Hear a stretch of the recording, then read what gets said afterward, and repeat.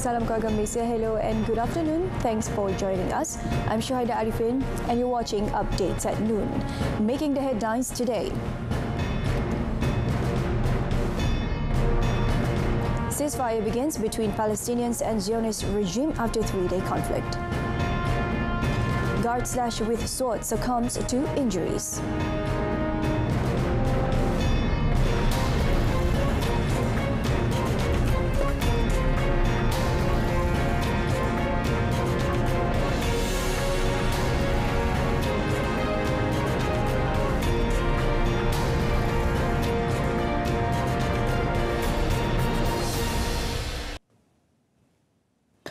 Israel and Palestinian freedom fighters on Sunday began a precarious Egyptian brokered truce, hoped to end 3 days of intense conflict in Gaza that has left at least 44 Palestinians dead, including 15 children. The truce, which officially started at 8:30 GMT, aims to stem the worst fighting in Gaza since 11-day war last year devastated the Palestinian coastal territory. But a flurry of strikes and rocket attacks took place in the run-up to the truce, with sirens sounding in southern Israel moments before and after the deadline. In a statement sent 3 minutes after the ceasefire began, Israel's army said that in response to rockets fired towards Israel territory, the military is currently striking a wide range of targets in Gaza. In a subsequent statement, the army said its last strikes took place at 11:25 p.m. While both sides had agreed to the truce, each had warned the other that it would respond with force to any violence. Since Friday, Israel has carried out heavy aerial and artillery bombardment of the Palestinian freedom fighters' positions in Gaza, with the fighter firing hundreds of rockets in retaliation. Buildings in Gaza have been reduced to rubble, while Israelis have been forced to shelter from a barrage of rockets. In addition to the 44 people killed, including 15 children, the Gaza Health Ministry said 360 people had been wounded in the Palestinian enclave, which is run by the Islamist group Hamas.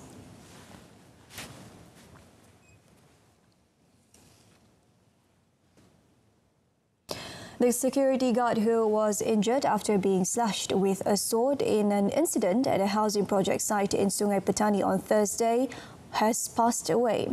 The victim, Ismail Ahmad, 58, was reported to breathe his last breath at about 6 p.m. yesterday at Sultan Abdul Halim Hospital. Kuala Lumpur Police Chief ACP Zaidi Sheikh Hassan confirmed the matter when contacted, but refused to divulge more information as the case was still in investigation. He said the cause of the death will only be known after autopsy is done on the body. In the incident that happened at 4 p.m. on Thursday, Ismail suffered serious injuries on his head and left arm after he was slashed by a motorcyclist. It was reported that the motorcyclist was riding his bike dangerously in the housing project site before being reprimanded by the victim, which then led to a scuffle between the two.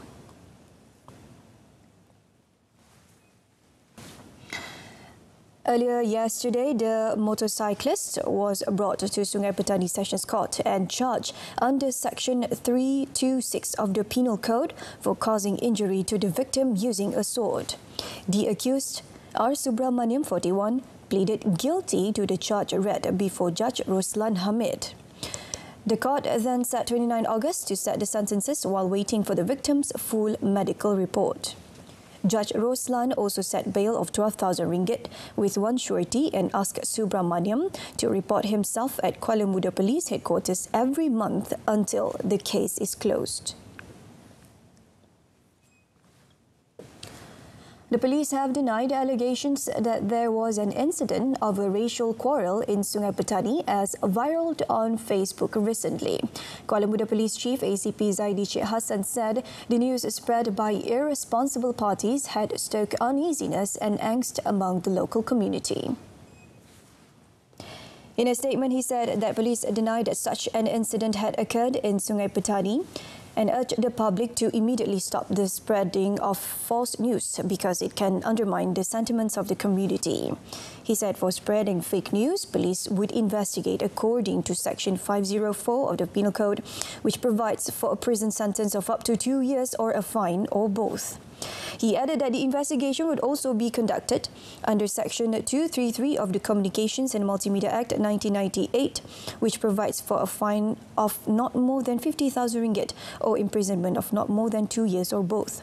Earlier, a post went viral on Facebook with allegations of a severe altercation between two races in the district. A boy was feared to have drowned after he was swept by strong current in Sungai Sundar near Kampung Tanjung Katong, Lawas, Sarawak.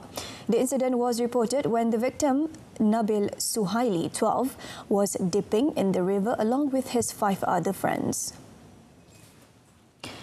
Fire and Rescue Department's Zone 7 Limbang Chief Fire Commissioner Awangku Muhammad Hazmin Awang Zainal said a team of rescuers was dispatched from Lawas Fire Station to the scene after receiving a distress call at 3:11 p.m. According to police report, several of the victim's friends attempted to rescue him but were unsuccessful due to the strong river current.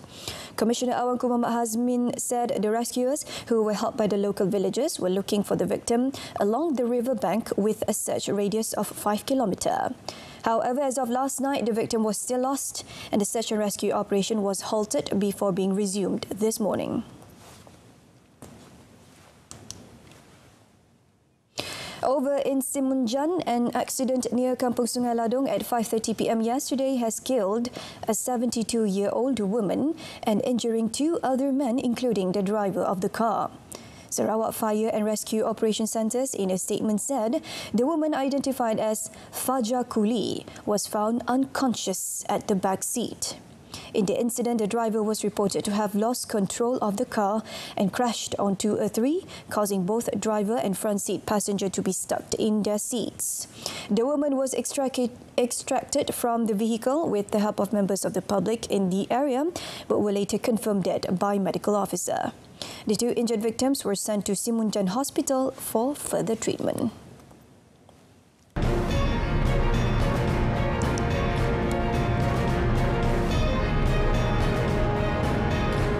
In sports, Ziyong pulls off sensational comeback to send Srikanth packing again.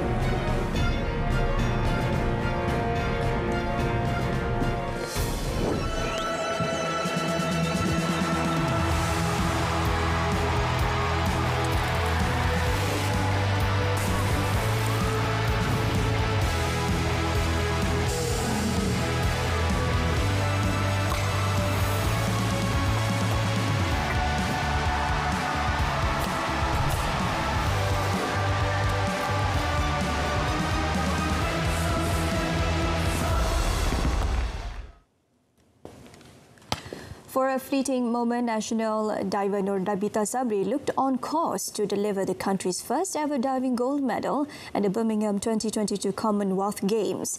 Dabita was on the brink of a historic win in the diving competition when she led the field of 12 finalists after the first 3 dives. Despite leading the way after the 3rd dive with 207.90 points, Nur Dabita's challenge fizzled out with a poor 4th dive, a reverse 2.5 somersaults to collect just 55.50 points at the Sunwell Aquatic Centre early this morning. The petite Malaysian's closest rival, Australian Madison Keaney, then performed a beautifully executed forward 3.5 somersaults to earn a whopping 75.95 points and snatch the top position after the 4th dive. Although the Kuala Lumpur-born athlete recovered well to earn 67.50 points in her 5th and final dive, a forward 2.5 somersaults, 1 twist, it was a case of too little too late for her as Keaney continued her sizzling form to wow the judges with her final dive, scoring 72.00 points to seal the gold medal for Australia. Another national diver, Ong Ke Ying, finished 12th and last with 231.60 points. Meanwhile, national table tennis mixed doubles pair Javin Chung and Karen Lean's hopes of winning the gold medal were dashed when they fell at the final hurdle of the Birmingham 2022 Commonwealth Games last night. The Malaysian lost 3-1 to India's Sharath Kamal Achanta and Srija Akula at the National Exhibition Centre.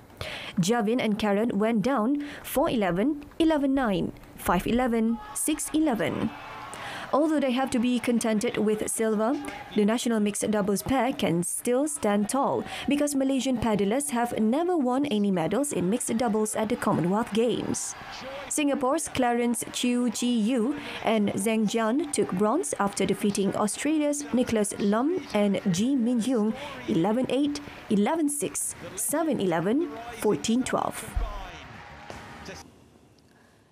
Women's doubles Pearly Tan and Tina kept their hopes alive for a maiden Commonwealth Games gold medal when they reached the final last night. The world number 11 lived up to their billing as top seeds, dispatching India's Trisa Jolie, Gayatri Gopichan, Pulela 21-13, 21-16 in the semi-finals at the NEC Hall in Birmingham.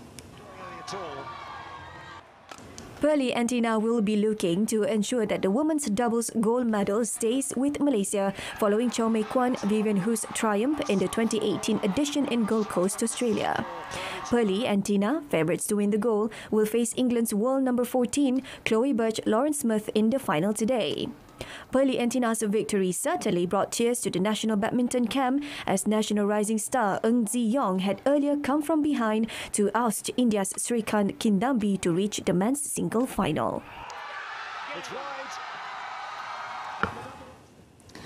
Earlier in the last four of the men's singles, national men's top singles shuttler Zi Yong looked a beaten man after the first game before producing a sensational comeback to send India's Srikanth packing 13-21, 21-19, 21-10 last night.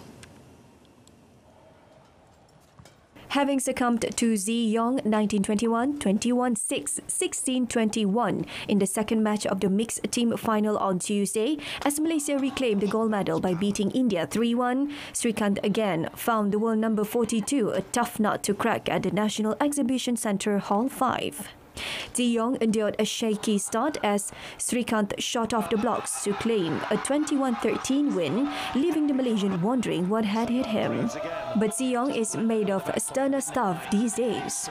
Having stunned reigning world champion Loh Kian Yew of Singapore in the quarterfinals, Zi Yong and Srikanth fought neck and neck in the second game before the Malaysian prevailed 21-19 with some delicate net play. The 22-year-old Malaysian then proved why he is the comeback king of the games when he completed a brilliant turnout by dominating Srikanth from start to finish in the decider for a 21-10 win to set up a title showdown against another Indian player, world number 10, Laksha Sen. Alright, so that concludes today's edition of Updates at Noon. In our top story, ceasefire begins between Palestinian and Zionist regime after 3 days conflict. Tune in to News at 10 coming up at 10 p.m. on Berita RTM on My Freeview channel 123. You can also stream the news by surfing RTM Click. Thank you for watching. I'm Shuhaida Arifin. Stay tuned to TV2. Salam keluarga Malaysia.